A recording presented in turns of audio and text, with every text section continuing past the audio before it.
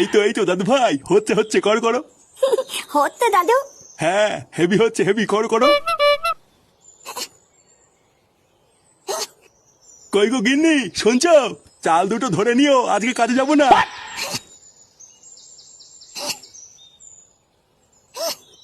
হ্যাঁ গো, তুমি আজকে কাজে যাবে না কেন? আরে ধুর, ওই বালের কাজে কি কোনো মানুষ যায় নাকি? লেওরা সারাদিন গাড় ফাটিয়ে সেই মাঝরাতে ছুটি দেয়। বানার বাল এই বয়সে কি অত সম্ভব নাকি? তাই ঠিক করেছি আজকে একটু রেস্ট নেবো, কালকের থেকে আবার যাবো। তুমি যদি কাজ ছেড়ে এইভাবে ঘরে বসে থাকো তাহলে সংসার কি করে চলবে বলো তো? আরে ধুর তোমার বালের সংখ্যা।